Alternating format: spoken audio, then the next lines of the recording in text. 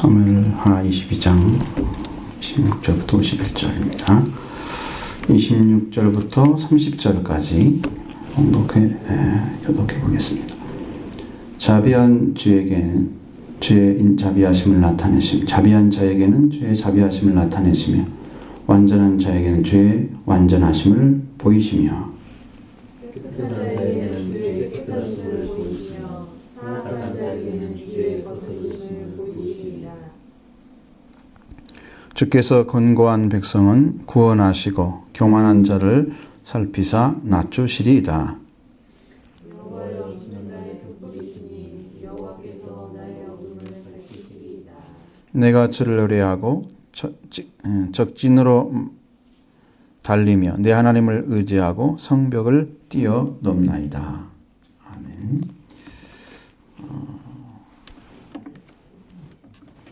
성경에서 하나님께서 그 방패가 되신다고 하는 이야기가 많이 나오는데,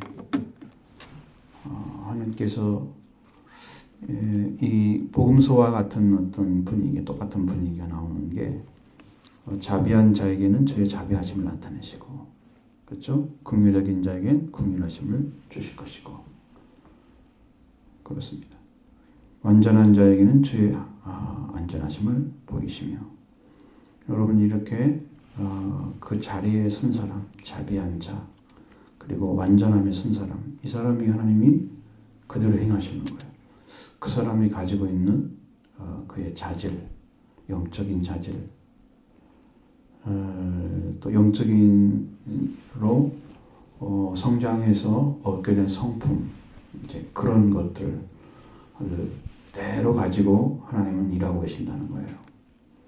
우리가 자비를 나타낼 때 하나님은 우리의 자비하심을 드러내 주시고 주의 자비하심이 우리 통해서 나타나신다는 거예요. 그러니까 내가 자비를 베풀었더니 하나님 나에게 자비를 베푸시는 거예요. 거꾸로 이것은 하나님의 사랑을 의미하는 거잖아요. 자비도 인애와 같은 의미가 들어있어요. 사랑과 같은 뜻이에요. 그랬더니 자비를 나타내죠. 그 사람이 가지고 있는 거예요, 지금. 완전한 자를 가졌더니 주의 완전하심을 나타내죠. 그러니까 성숙한 심령 가운데 성숙한 역사를 행하신다는 거예요. 잘하지 않고는 결탄코 그 은혜 가운데 못 들어가죠. 그래서 우리가 끝까지 이제 달려가는 거예요. 약한 자 없도록, 연약한 자 없도록, 말씀에 따라서 생명 걸고 지켜서 그 말씀이 내 것이 되도록 지켜내는 그 일을 행해야 된다. 살아가는 거예요. 살아가는 거. 그렇게 하나님이 우리한테 말씀하시고 우리는 그렇게 생활을 하면 하나님은 그 일을 통해 일하신다. 그게 아주 정해져 있는 법칙이에요. 그러니까 이렇게 영적으로 하나님과 관계가 온전하면 온전한 관계를 나타내시는 거예요. 우리들 안에 내가 깨닫지 못해서 살펴지지 않아서 알지 못해서 하나님의 큰 사랑과 은혜를 잘 이제 내 것으로 하지 못하고 있는 자리에 있다고 하면 그 사람은 거기밖에 못하는 거예요. 자기 일이. 그래서 주님이 그렇게밖에 안 나타나. 하나님께서 역사하시니. 여러분이 큰 자비를, 하나님 자비를 나타내고 싶으면 여러분 자비한 자로 서 있어야 됩니다. 완전한 자로 가야 됩니다. 깨끗한 자에게는 주의 깨끗함을 보이셔요. 그러니까 우리가 영적으로도 정결함을 입은 자에게 하나님의 그 정결함이 찾아와요. 그러니까 우리가 깨끗해지죠, 점점. 그 정결함을 경험하고 그 따랐더니 그 다음 나의 정결함을 또 갖다 주는 거예요. 그대로 하나님께서 보여주는 거예요. 근데 사악한 자에게는 죄의 사악함을, 죄의 거스름을 보이신다. 그렇게 말씀하고 있습니다. 우리에게 주는 그런 모든 방식들은 하나님께서 주신 말씀을 통해서 이루어진 대로 보여주는 것이다. 이루어진 대로 나타내주는 거다. 그것을 말씀하는 것이죠. 하나님께서 보면은 사람을 정죄하는 데 목적이시지 않으세요. 그런데 불우한 것과 타협하지도 않으세요. 불우한 거, 옳지 않은 것을 옳다고 인정하고 그냥 넘어가시는 그런 분이 아니시란 말이에요. 그러니까 여러분의 신앙이 왜 그렇게 신앙생활할 때 정확해야 되는가, 정밀해야 되는가? 그것은 하나님이 그렇게 완전하심을 가졌기 때문에 그런 거예요. 그냥 넘어가지를 않으시는 거예요, 하나님은. 그래서 여러분에게 자세하게 바르게 똑바로 들어라, 말씀에 정확히 들어가라. 그렇지 않으면 못 들어간다. 좁고 협착하여 찾는 자가 적다 그랬습니다. 찾는 자는 찾아낸 일을 의미하는 거예요. 찾아가는 사람이 적다 그 말이 아니고 찾아낸 사람이 적다 이런 얘기죠. 그래서 그 찾기가 그렇게 힘든 거예요. 안 보이는 거예요. 여러분이 그걸 찾아내야지 사실 신앙에 대해서 진짜 생명을 얻은 자의 삶이 이루어지는 것입니다. 이걸 못 찾아내면 우리는 늘 이게 알듯 말듯 그 자리 꼭 그렇게 서 있어요. 이게 맞는 것 같겠는데 이게 내 것인가 이게.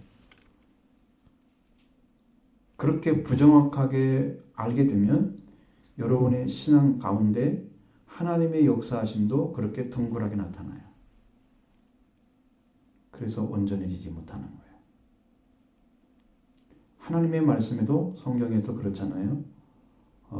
지극히 작은 것 하나 계명을 안 지키면 천국에서도 지극히 작다 일컬음을 받을 것이고 지극히 작은 계명을 지키면 천국에서 지극히 크다 일컬음을 받을 것이다. 우리가 생각할 때는 작은 건데 하나님은 그걸 통해서 크다 작다를 결정하신대요. 큰 계명은 지키고 작은 것은 그냥 놔두는 거. 하루살이는 걸러내고 사자는 삼키고 그런 거. 응? 여러분 그 진짜 좋다고 생각하는 것들이 여러분 크게 보일 수 있잖아요. 자, 우리는 하나님의 완전하심에 들어가기 위해서 하나님께서는 그의 심령과 그의 삶을 달아보시고 그대로 행위대로 갚아주신다는 거예요. 자, 하나님의 은혜를 받은 자가 되는 길이 뭐냐? 그 길을 걸어가는 거죠. 자비로운 자에게 마음을 가지게 되면 남을 위한 것이 아니고 하나님의 자비하심이 우리에게 임하기 위해서, 우리에게 드러나기 위해서 하는 것입니다. 하나님을 신뢰하고 의탁하는 것도 우리가 하나님의 완전함에 들어가는 일을 위해서 하는 겁니다. 그래서 우리 스스로가 높아지지 않고 불쌍히 여기고 하나님을 의지하고 이렇게 하는 참으로 우리가 하나님을 중심으로 해서 왕으로서 영접하고 살아가는 거예요.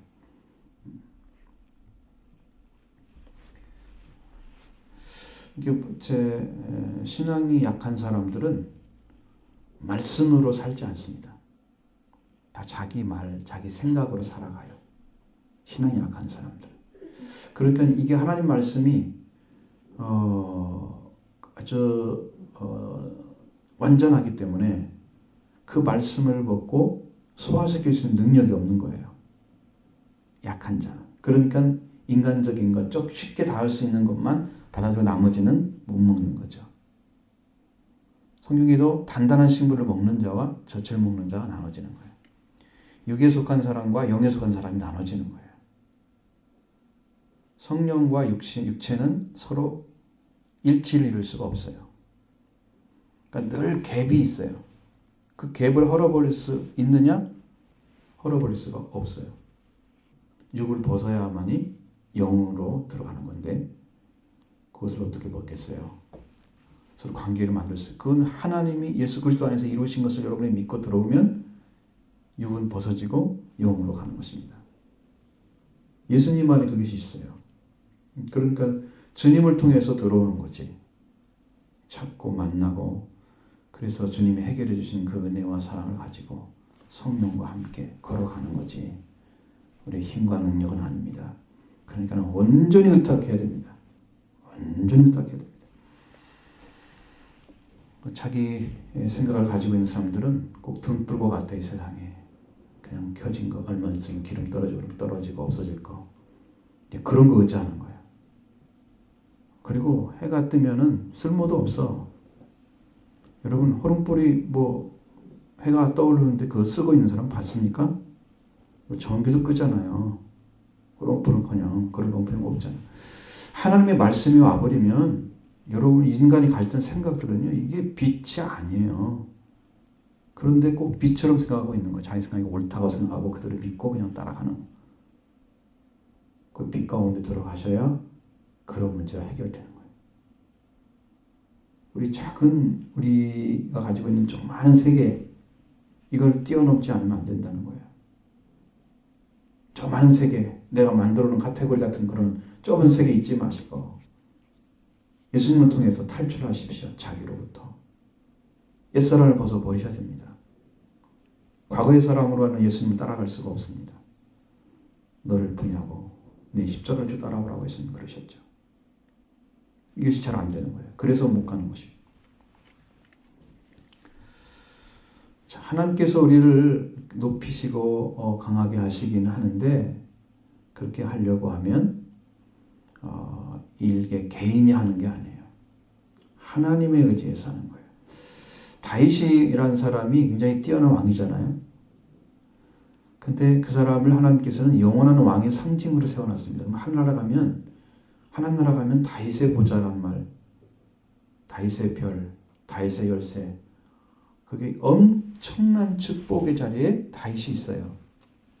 하나님 나라 가면 그 영광 속에 다윗이 있어요. 찾아낸 사람이에요. 왜 그렇게 하나님 나라의 왕으로 상징까지 높아졌느냐?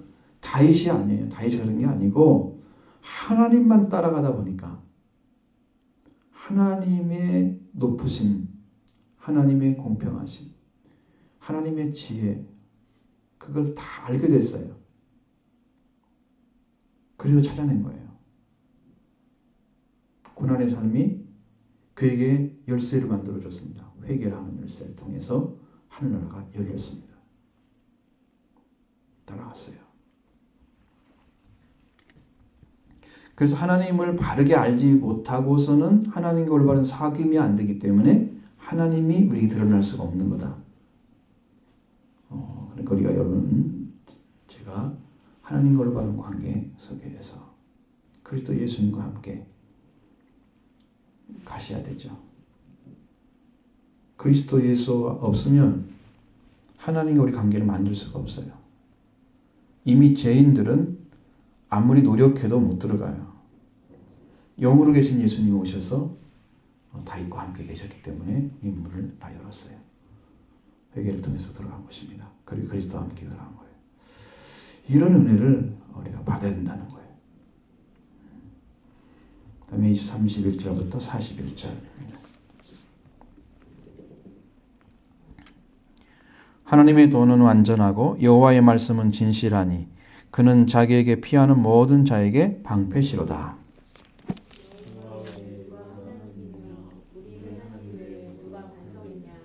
하나님은 나의 견고한 요새시며 나를 안전한 곳으로 인도하시며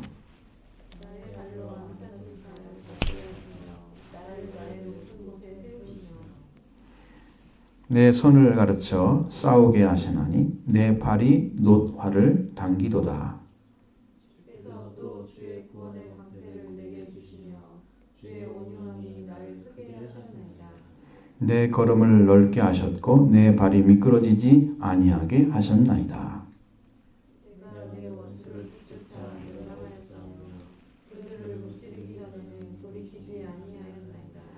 내가 그들을 무찔러 전멸시켰더니 그들이 내 발 아래 엎드려지고 능히 일어나지 못하였나이다.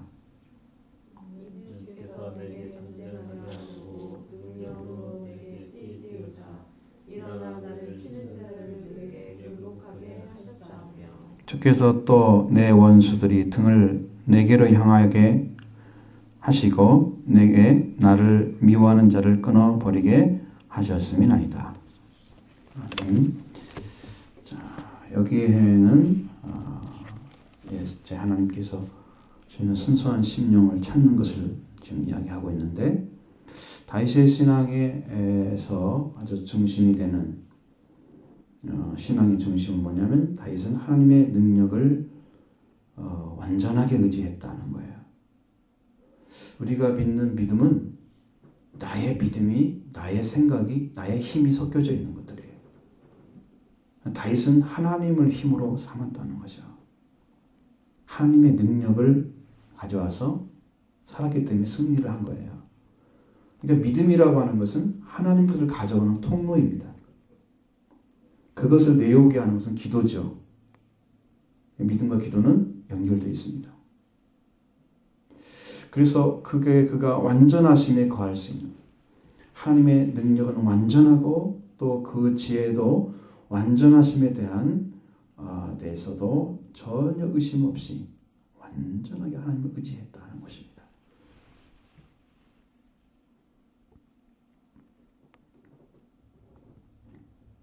또 하나님의 말씀에 진실하심이 완전하다. 그 다윗은 그 하나님을 사랑하고 우리를 지키신다고 하는 사실에 대해서도 절대 의심이 없이 완전하게 받아들였다. 이것은 이제 다른 말로 말하면 다윗은 하나님과 하나가 됐다 하는 얘기입니다. 다윗은 하나님과 하나가 됐다는 거예요. 여러분, 하나가 되어서 하나님이 사용하신 거잖아요. 내가 내 마음에 기뻐한 자를 만나니 나와 합한 자라 그랬습니다. 다윗은 이미 그걸 찾아서 살고 있었다는 거예요. 조금도 의심할 수가 없어요. 아무리 어려운 일이 당해도 하나님의 능력은 의심하지 않았습니다. 그리고 하나님에 대해서 자기가 박해를 받을 때에도 욕하지 않았습니다. 하나님이 세운 것에 대해서도 그는 법을 어기면서 자기가 당한 그 고통을 호소하지 않았습니다. 사울이 박해해도 오히려 박해를 받을 뿐이었지 죽이거나 해를 끼치려고 하지 않았다는 거죠. 하나님이 세운 것에 대해서 자기가 손해가 되고 자기가 고통이 돼도 손대지 않았다는 거예요. 그는 하나님만 온전히 신뢰하기 때문에 이렇게 할 수 있는 거죠. 여러분, 그건 완전한 믿음이 거한 사람입니다. 완전한 하나가 됐다는 거예요. 자, 그래서 순수한 심령을 찾아냈고, 개인이 잘못을 해도 신앙이 흔들리지 않는 것은 하나님에 대한 그 마음 중심이 바로 서 있기 때문이에요. 변할 수 없는 것, 심지가 견고한 사람. 아주 하나님이 기뻐하시는 사람은 누구냐면 심지가 견고한 사람. 어떤 일에서 하나님 의지해. 그 의지하는 심령이 하나님의 마음과 맞아요. 하나님도 안 흔들리시거든요. 흔들리는 갈대 누구한테 얘기했어요? 너희가 흔들리는 갈대를 보러 나갔더냐? 그렇죠? 누구한테 얘기했습니까? 세례 요한한테 얘기했죠. 예수님이. 흔들리는 갈대면 안 돼요. 누구 말을 들으니까 이게 맞고 누구 말 들으니까 이게 맞고 세상을 살펴보니까 이게 맞고 그래서 진리가 혼란스러운 이런 것은 아니에요. 하나님의 역사는 그렇게 안 돼 있다는 거예요. 세상이 아무리 많이 변해도 하나님의 말씀은 변할 수가 없을 것입니다. 누가 이것을 변화해 만들 수도 없는 것이죠. 다윗이 찾은 그 순수한 하나님에 대한 그 중심, 하나님 중심, 이걸 통해서 하나님의 사랑과 능력이 그를 통해서 나타난 거예요. 그 역사하심이 나타난 것입니다. 만약에 하나님에 대해 불순종하고 불진실하게 대하고 있는 심령이 조금이라도 있으면 어느 순간에 그 사이로 싹 들어서 사탄이 그를 넘어뜨려요. 아주 작은 것입니다. 아주 작은 거 하나만 의심해도 사탄은 그걸 사용합니다. 통로입니다. 그것이. 여러분 모든 댐이나 이런 것들이 전부 작은 구멍 하나 구멍 나가지고 계속해서 물이 새다가 확 터지는 거죠. 그때 가서. 모든 것은 무너지는 것은 거기에 그만한 원인이 있었다는 거예요. 그만한 그게 존재했기 때문에 그렇게 넘어질 수밖에 없는 게 존재했기 때문에 그런 거죠. 그러니까 그 요인을 제거해 버리는 거. 그래서 다윗은 계속 하나님을 방패라고 말씀하시고 또 반석이라고 표현하고 있습니다. 반석은 온전히 진흙이 없는 거잖아요. 흙 속에 들어갈 수 없는 그러나 뭐 그런 우리가 빠져들어갈 수밖에 없는 그런 죄악의 상징이 아닌 하나님 절대자의 변하지 않는 그 절대자의 성품, 완전하신 분, 그 하나님 안에 서 있기만 하면 되는데, 그러면 하나님과 관계가 하나가 돼서 하나님의 능력과 그 사랑이 우리 중에서 나타나죠. 다윗은 그런 성품을 가졌어요. 의심이 없었다는 보여줍니다. 또 주께서 나의 또 주의 구원의 방패를 내게 주시면 주의 온유함이 나를 크게 하셨나이다. 자, 하나님께서 다윗을 향해서 이제 말씀하시는 것은, 다윗은 여호와 하나님에 대한 사랑과 능력에 의존하는 자로 삼으시고, 그리고 그에게 구원을 나타내셨다. 예수 그리스도도 우리에게 형제로 오심이 마땅하다. 예수님이 빚진 자다는 거예요. 그래서 사랑의 빚진 자와 똑같은 의미더라고요. 내가 그 원어를 살펴보니까 동일한 것이었습니다. 사랑의 빚진 자로 나오신 거예요. 그래서 그 자리에 서지 않으면 안 되는 그 절대적인 하나님의 사랑을 자기를 통해서 드러내지 않으면 안 되는 자리에 하나님께서 세워주신 거예요. 그러니까 범사의 형제들과 같이 되심이 마땅하다. 그 자리에 서주시지 않으면 우리가 길을 찾을 수가 없기 때문에 절대 필요한 존재로 예수님이 서 계신 거예요. 바로 그거예요.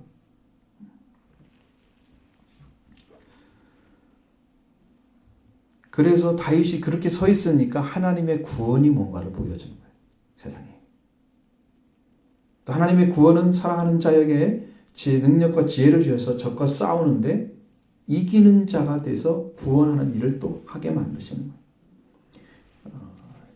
이제 우리가 하나의 승리는 나를 위한 승리가 아니고 나와 관계 있는 자의 승리를 주기 위한 승리입니다.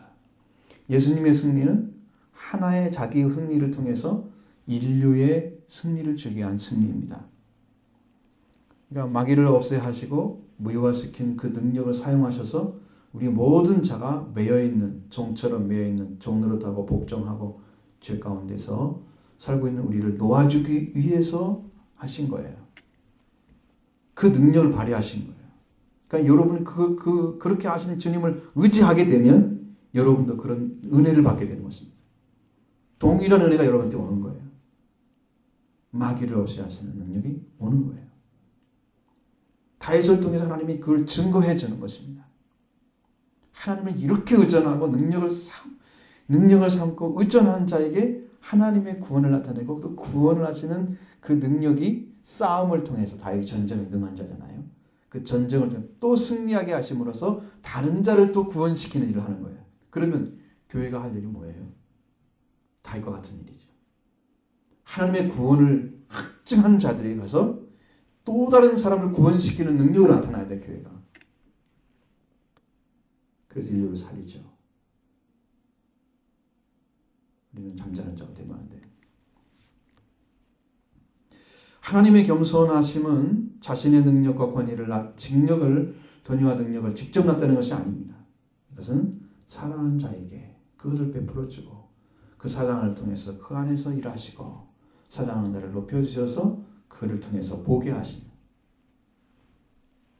역사상에서 그런 사람들이 많죠.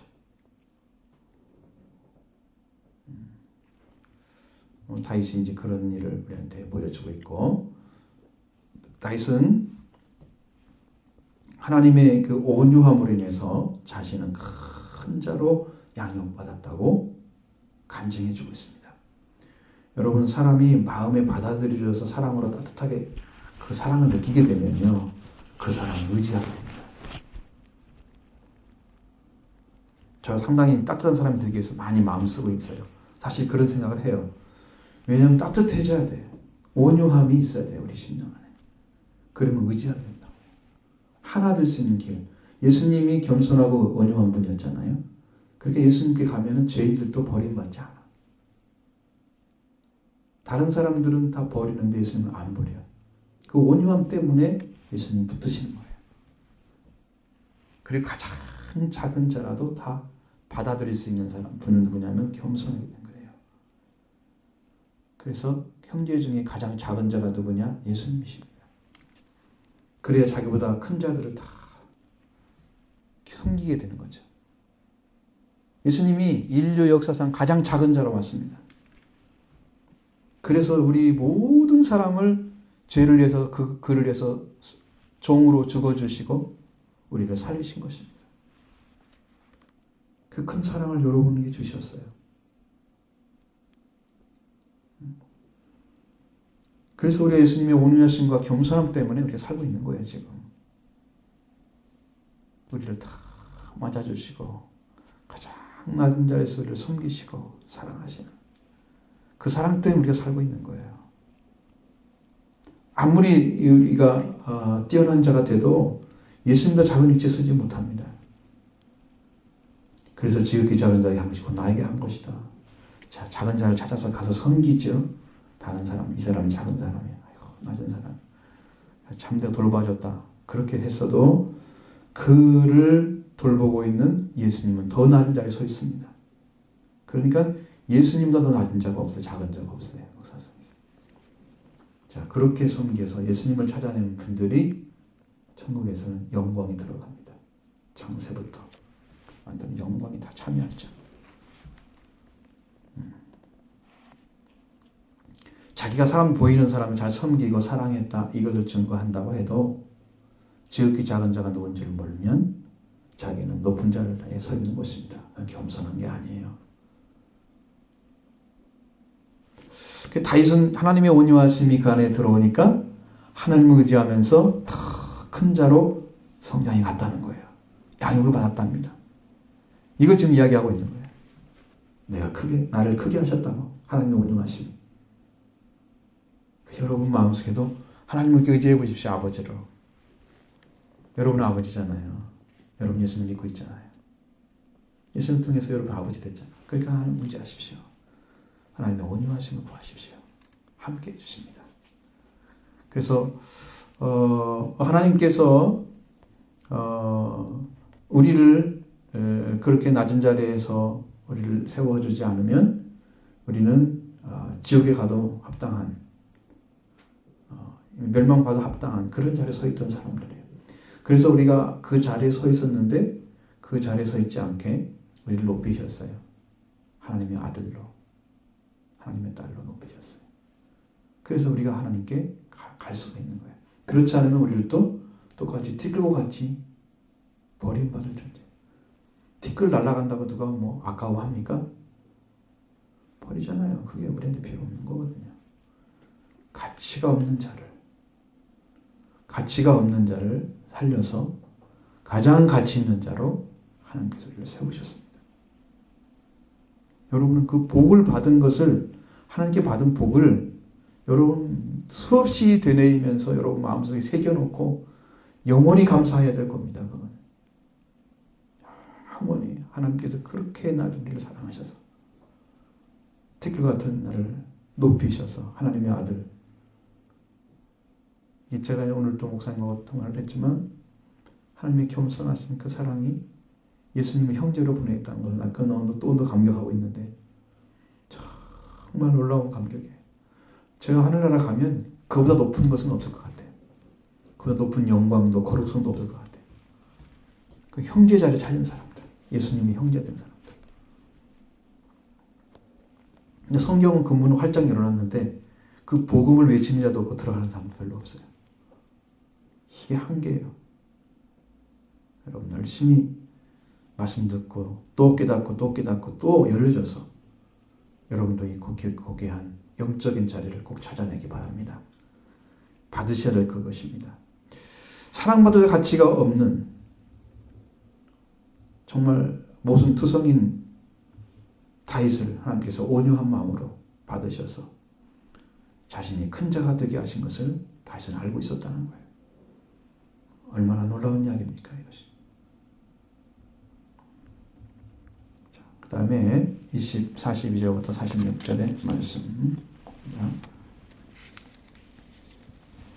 그들이 도움을 구해도 구원할 자가 없었고 여호와께 부르짖어도 대답하지 아니하셨나이다.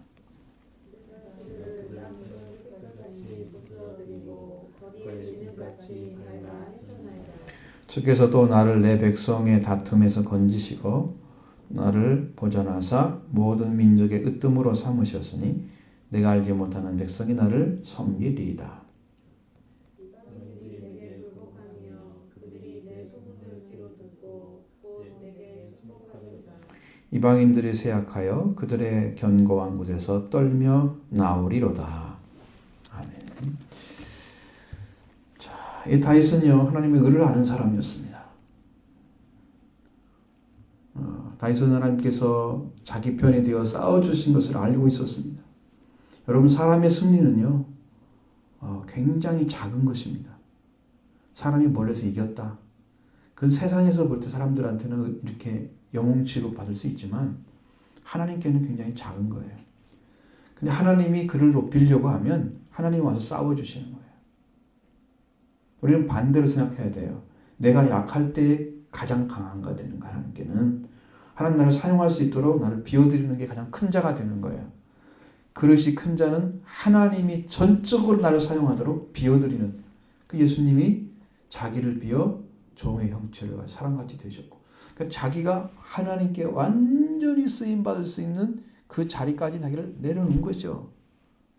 하나님이 사용하셔서 십자가의 주까지 복종하시니까 지극히 높은 자리가 위쳐 높이시는 거예요. 그렇게 사용하셔야 되는데 우리가 그런 마음이 열려지면 축복받은 사람이야. 왜? 그 영적인 하나님의 나라를 큰 걸 받을 수 있도록 지금 들어가고 있는 거잖아요. 얼마나 큰 은혜를 받은 거예요. 여러분은 하나님이 여러분 편에 서서 싸우도록 여러분을 비워드리십시오. 의지하십시오. 그분을. 내 편이 되도록. 하나님 편에 달려가지고 하나님 내일 좀 해결해 주세요. 그게 아니고 그렇게 하면 하나님이 내 심부름꾼이 되잖아요. 내가 하나님의 뜻을 이루어드리는 사람이 되어야 되는데 거꾸로 하나님 내 뜻을 이루어드리는 종으로 만들면 안 되잖아요. 하나님의 뜻이 하늘심이 좀 땅에서 이루어지다 기도하면서 왜 내 뜻을 이루어달라고 기도를 해. 이게 지금 앞뒤가 안 맞는 기도죠. 그러니까 여러분 하나님을 의지하고 하나님의 도우심 속에서 들어가면서 그것이 하나님 뜻 안에서 이루어지기를 간구하게 되면 여러분 그 의를 이룰 것입니다. 하나가 돼서. 해결되겠죠. 하나님 의를 이룰 거예요. 하나님 뜻대로 인도해 주세요. 그래서 그런 승리가 있어야 됩니다. 그래서 하나님이 항상 싸워서 승리의 일을 주시니까 그는 그 신뢰로 말미암아 승리한다는 사실을 다윗의 마음속에 알고 있는 거예요. 내가 신뢰하기 때문에 하나님 나에게 승리를 주는구나. 그러면 여러분은 하나를 얻으면 계속하게 돼 있어요. 정답을 알게 되면 그 정답을 가지고 계속 승리할 수 있어요. 이 하늘을 알면 쉬운데 이것을 못 찾아내니까 어려운 거예요, 신앙이. 쉬운데 하나만 가지고 있어요. 하나님 일을 도울 수 있는데 우리 편에 대해서 싸워주시고 막한 영의 역사가 얼마나 많은지 제가 거기에 대해서 이제 주일에 또 말씀드릴 것이 있어요. 지금 자꾸 찾아주고 계신 하나님께서 놀라운 비밀들이 있어요. 그 안에서 마귀의 역사와 하나님의 역사가 어떻게 다른지 차원으로 나갈 건데, 자 우리가 모든 사람이 나를 적으로 여겨도 하나님이 내 편에 서 계시면은 우리는 두렵지 않습니다. 다윗의 심령처럼 내가 그들을 땅에 티끌같이 부서뜨리고 거리에 지는까지 밟아 해쳤나이다. 여러분 그들의 신은 거짓이기 때문에 아무리 기도해도 안 오잖아요. 그러니까 거짓된 것들을 의지하는 거짓된 신들을 의지하는 그들은 이 하나님 전능하신 하나님의 능력을 가진 자가 밟죠. 땅에 티끌처럼 부서뜨리죠. 밟아버릴 수 있습니다. 진흙같이. 왜? 우리가 그렇게 권능이 있어요. 우리는 철장권세. 철장권세 딱 보니까 쇠막대기라고 써 있더라고요. 철장이 쇠막대기. 그걸 가지면 여러분 질그릇이 앞에 있으면 쇠막대기는 얼마나 강한 능력이에요. 때리면 한 번 때리면 팍팍 깨지잖아요. 질그릇 아시잖아요, 여러분. 그죠? 사기그릇 생각하면 되니까. 그 철로 때리면 팍팍팍 깨지죠. 그 세기가 훨씬 강하기 때문에. 그 말씀이 바로 그런 거예요. 다윗이 가질 그 능력의 말씀이 바로 그런 능력이에요. 질 같은 인간, 하나님께 도전하고 있는, 정말 때리면 그냥 부서질 것 같은 인간이 하나님을 대항하고 있는 거예요. 다윗은 하나님을 의지하고 있고 거짓을 의지하고 있는 그들이 와봤자 다 깨지는 거죠. 진흙같이 밟아버려요. 해쳤어. 얼마나 강한 능력을 함께 해주셔서 승리했는가를 다윗은 여기다 기록해 놓고 있죠. 이렇게 이제 자기 자신이 경험한 것을 얘기하는 것은 하나님은 악인이 아무리 불러도 귀를 기울이지 않고 그 손을 내밀지 않기 때문에 그렇습니다. 우리가 아세라와 바알신 850인과 싸웠던 엘리야, 그 엘리야 옆에서 그런 선지자들이 그들이 기도하는 것을 하나님이 안 들으실 리가 없잖아요. 그들이 응답할 리가 없잖아요. 또 그들이 믿었던 바알은 다 가짜인데, 아세라 다 가짜 신인데 없잖아요. 실체가 없어요. 하나님 들으셨으면은 그러면 그 문제가 생기죠. 그들의 기도를 들으시고 그들의 살을 피를 내면서 찢으면서 이렇게 열정적으로 기도하는, 거의 12시간 가량 한 것 같아요. 거의 12시간 다들 엄청난 시간들을 사용해서 썼지만 하나님이 악인에게, 거짓된 자들에게 응답하실 리가 없습니다. 그들은 그 하나님을 알지 못하기 때문에 그렇게 하는 거죠. 또 그들을 용서할 수가 없습니다. 하나님이 그들을 아세라 그리고 바알신을 섬기는 그런 선지자들 데려다가 엘리야가 다 저축이잖아. 기선시험가에서 핏물이 됐다는 그날의 하루가 핏물이 흘렀다는 거. 거짓된 것들 지면은 다 죽어야 돼요. 거짓된 것은 멸망시켜야 돼요. 왜? 악은 없어야 되기 때문에. 하나님 말씀에 이제 나와 있는 이야기인데,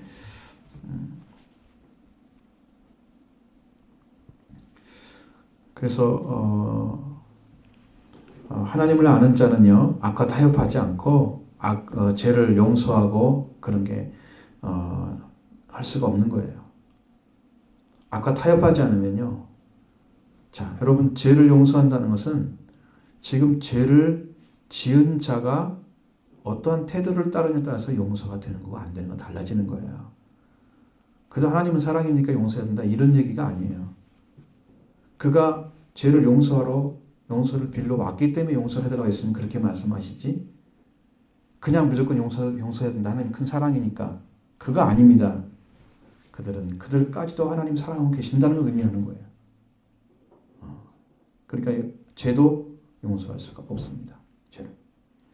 하나님에 의존하는 자만 그렇게 할 수 있는 거예요. 하나님을 알고 결단코 악과 타협하지 않고 죄를 용서할 수도 없는 그런 신앙. 자기가 죄와 타협하지 않는 거예요. 자기 심령 안에서도 죄를 용납하지 않는 거예요. 하나님을 의지하는 자. 그래서 하나님의 오르심을 갖다가 경하게 여기고 가볍게 여기는, 그래서 한 말씀 한 말씀 앞에 별로 관심도 없고 말씀 앞에 그런 자들은 하나님 앞과 타협하는 자, 그런 죄를 범하는 자들이죠. 자, 말씀에 의해서 보호를 받는 사람은 위임을 받습니다. 하나님의 위임을 받는데, 그 말씀에 위임받는 사람, 말씀을 통해서 사람들을 어둠에서 인도내고 분쟁의 땅에서 평화를 만들어내고 그런 사명과 책임이 주어져요.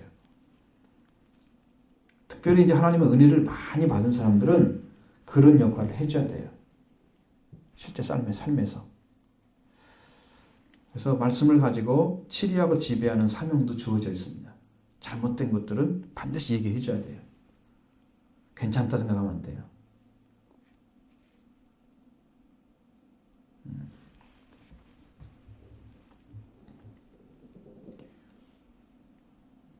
그래서 하나님 말씀을 가진 자에게 거룩한 것입니다. 행할 것이고요. 또 모든 사람들을 하나님에게 인도하는 그런 사명을 가진 마음, 그런 사명을 가져야 돼요. 하나님의 백성은 결코 말씀이 없는 이방인에 속아서는 안 됩니다. 그들과 타협하고 적당히 살아가면 안 되고 정확한 선이 있으면서 그것을 나는 의로운 삶으로 바꿔가는. 그러니까 그들이 볼 때는 나하고 똑같이 사는 것처럼 느껴질 수밖에 없지만 나는 다른 마음을 가지고 있어요. 절대 타협하는 게 아니란 말이죠. 그들을 위해 서서 하나님의 말씀으로 지배하는 자의 그런 위치에 서 있어야 돼요. 그래야 우리 안에 있는 그 하나님이 우리를 통해서 말씀하시고 일하시는 그 하나님이 기뻐하세요. 참 기쁨이 돼요. 하나님이 기뻐하십니다. 자, 마지막으로 47절부터 51절.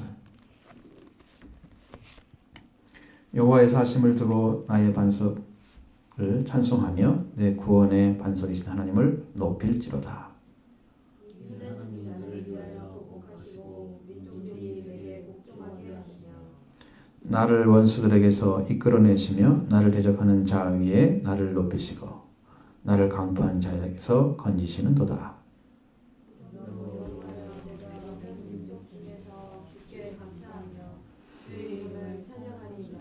같이 여호와께서 그 왕에게 큰 구원을 주시며 기름 부음을 받은 자에게 인자를 베푸시며 영원토록 다윗과 그 후손에게로다. 아멘. 자, 하나님께서 다윗에게 있어서는 항상 생기가 넘치는 그런 일을 행하셨다. 살아있는 하나님이기 때문에요. 우리 하나님과 늘 같이 있으면요, 무슨 일이 벌어지냐면 이상하게 내 안에 소망이 생겨요. 하나님은 어떤 일을 행할 거다는 그런 그 기대감이 충만해져요. 하나님 함께 계시네. 그러니까 뭔가 어떤 날은 다른 일이 생길 거다. 더 새로운 일, 새 일을 행하시는 하나님께 대한 그런 기대감이 계속 생기는 거예요. 그것이 얼마나 깊은지 몰라요. 좋은지 몰라요. 이거 하나님 마음에 없는 사람 그런 마음 못 갖잖아요. 세상이 늘 같고 항상 같은 일 벌어지고 더 나빠지면 나빠졌지. 새로운 일이 벌어질 거라는 생각은 못 하죠. 근데 하나님 안에 있으면 계속 새로운 일이 올 거라는 그런 확신과 기대감이 충만해집니다. 그 내 안에서 이미 막 살아서 움직이는 뭐가 있어요, 지금. 그러면서 잘하고 있기 때문에 하나님의 영적인 세계도 점점 넓어지고 더 깊어지고 올바른 시각을 갖게 되는 거예요. 충만해지는 거예요. 함께 계시는 거예요. 다윗의 신앙 고백을 통해서 찬송 중에서 항상 살아계신 하나님의 모습이 있었습니다. 그는 눈으로 볼 수 없지만은 영혼을 가지고 함께 하심을 보고 있었습니다. 그리고 다윗의 마음속에서, 다윗의 호흡 속에서도 늘 함께 호흡하고 있는 하나님을 보고 있는 거예요. 나와 함께 호흡하고 계시고 나를 붙드시는 나의 생명이 되어주신 하나님. 그래서 그의 기도와 찬송은 하나님 하나님을 찬양하는 것이고 그 주제는 추상적인 게 아니고 종교적 의식이 아니었습니다. 꼭 아버지와 아들과 대화하는 모습. 하나님 함께 계시죠. 지금 일하고 계시죠. 그러면 하나님께 응답하시는. 하나님 여기 올라가면 돼요? 안 돼요? 올라가야 돼요? 싸우려고 할 때 물어보면 하나님 올라가라. 네 손에 맡겼다. 그냥 가잖아요. 다윗이 그렇게 해요. 아버지와 아들의 관계에 임세워진 사람. 얼마나 높은 은혜인지 아시죠? 그렇게 높은 자리에 서 있는 게 보여야 우리가 따라가죠. 여러분, 진리가 높이 서 있어야 될 이유는 같은 것 계속 들으면 여러분은 그것밖에 못 거는 거예요. 내가 알고 있는 신앙만큼 가진 사람과 늘 대화해봤자 늘 그 자리야. 그렇죠? 운동 스포츠도 실력 같은 사람 계속 해봐요. 그러면 계속 둘이는 똑같아. 근데 조금 높은 사람 치면 둘 다 박수를 하는 거죠? 안 되는 거예요. 하나님 말씀이 완전해야 우리가 완전에까지 이르게 하죠. 그러니까 여러분 새로운 진리도 계속해서 새로운 걸 드려야 돼요. 왜? 하나님 더 높은 거 갖다 줘요. 더 온전한 걸 던져주는 거예요. 그래서 우리가 기도하는 것, 찬송하는 것 다 깊은 확신 속에서 넘쳐있는 하나님 은혜를 좀 찬양하고 있는 것입니다. 하나님의 높으신 것을 찬양하죠. 그래서 여호와의 사심을 두고 나의 반석을 찬송하며 내 구원의 반석이신 하나님을 높일지로다. 하나님을 높이는 자리, 찬양을. 하나님은 찬양 받으셔야 할 자리. 하나님은 높임을 받아야 할 자리, 살아계신 하나님. 이분을 실제로 하나님과 함께 높이는 데 서서 그 하나님을 그렇게 믿고 의지했던 그 신앙 고백입니다. 나는 그렇게 믿고 있다는 거예요. 우리의 신앙에도 우리 찬송에도 실제로 하나님 함께 계셔서 지금 일하시고 역사하시는 그 하나님을 찬송하는 거예요. 그럼 내 안에 어떤 것이 있어요? 똑같은 말씀, 똑같은 가사를 가지고 하지만 감격이 있잖아요. 그 찬송을 부르면 하나님이 살아계셔서 그 안에서 막 기쁨을 주시죠. 하나님을 찬송하기 때문입니다.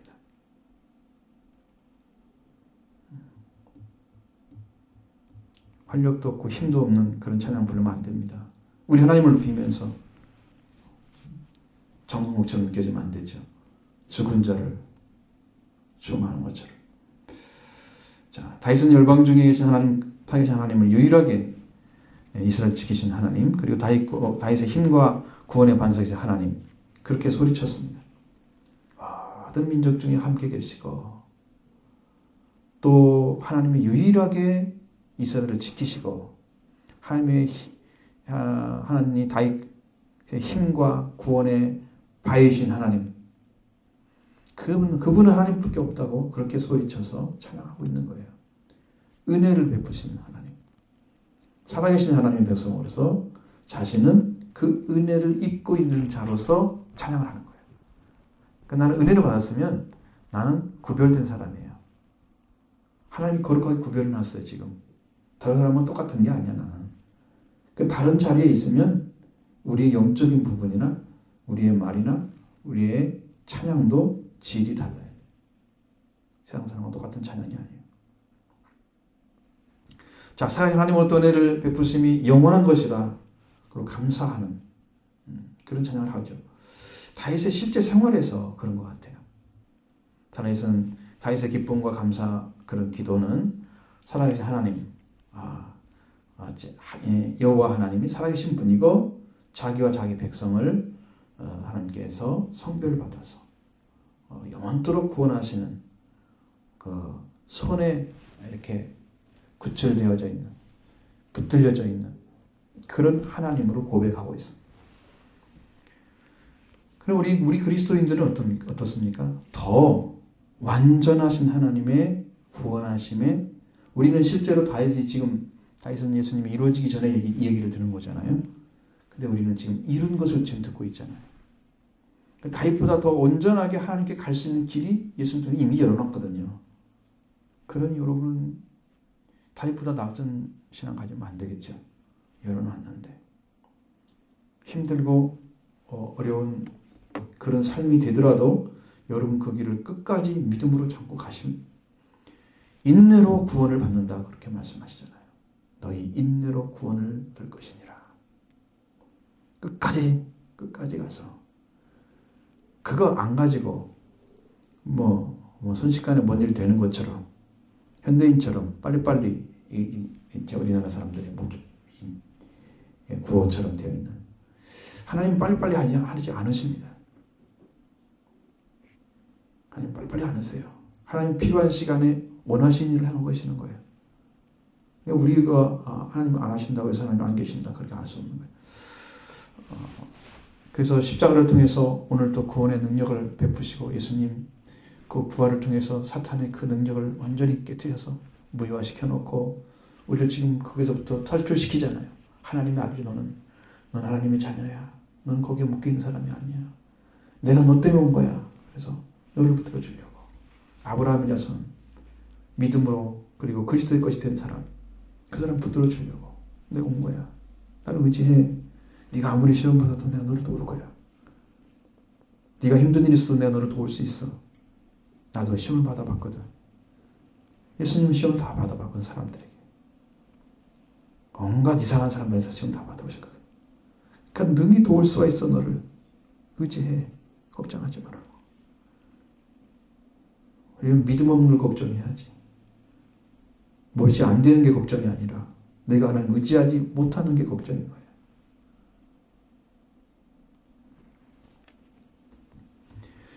다윗의 그런 영적인 시간에서도 다윗은 기쁨과 감사가 넘치는 그런 신앙생활을 하고 있었다는 거. 다윗 같은 그 어려움 속에서도 감사가 넘치고 기쁨이 넘치는 이유가 뭐겠어요? 하나님으로부터 오는 은혜를 계속 입기 때문에 그게 주어지는 그 은혜가 그로 말미암아 영적 깊은 곳에서부터 하나님께 감사를 할 수밖에 없어요. 찬양할 수밖에 없는 그 은혜가 다윗 안에 계속 오고 있는 거예요. 이런 신앙의 이 호흡이 계속되기 때문에 그는 늘 기쁨과 감사가 넘쳤어요. 우리들도 그런 은혜 가운데 들어가면 우리 안에도 신진서가 활발해서 영적인 성장, 영적으로 언제나 바라볼 때 믿음이 있고 충만해지고 그 사랑이 넘치는 그걸 계속 주시기 때문에 우리는 안 살아날 수가 없고 우리는 안 클 수가 없어. 여러분 심어놓은 씨앗들은 다 비와 이런 것들이 다 햇빛이 잘 비춰주고 비가 오고 따뜻한 온도와 맞춰주고 땅이 제대로 다 살 수 있잖아요. 하나님 지금 그런 것을 다 우리 안에서 이루고 계시는 거예요.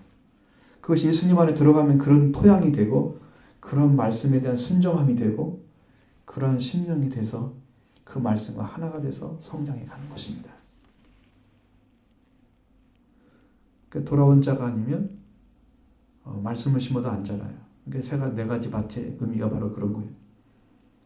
말씀을 듣고 온전히 순종해서 인내로 결실하는 자가 되어지는 거예요. 들은 다음에 우리가 그 다음에 활동이 중요한 거예요. 아무것도 안 살아주면 하나님이 우리의 심령을 그 말씀을 갈 수가 없기 때문에 아무 일도 못하고 계시는 거고 여러분이 믿어서 그 말씀을 찾아내려고 얻어내려고 기도하고 찾아내면 그 사람 속에 함께 하셔서 그걸 여러분께 되도록 만들어주셔서 열매가 되게 만드는 거예요. 하나님이 일하도록 만드십시오. 여러분이 일하는 게 아니고 여러분의 순종을 통해서 하나님이 일하도록 만들어주십시오.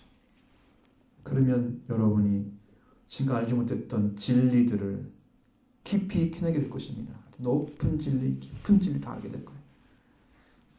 그 예수 그리스도의 큰 사랑이 바울이 고백한 것처럼 그 높이, 깊이, 넓이 그 모든 것들 통틀어서 그것을 알게 되기를 원한다. 성도의 지식 가운데. 그래서 하나님을 알게 되기를 원한다. 너희들이. 하나님의 사랑을. 그런 은혜를 여러분도 경험하게 되기를 바랍니다.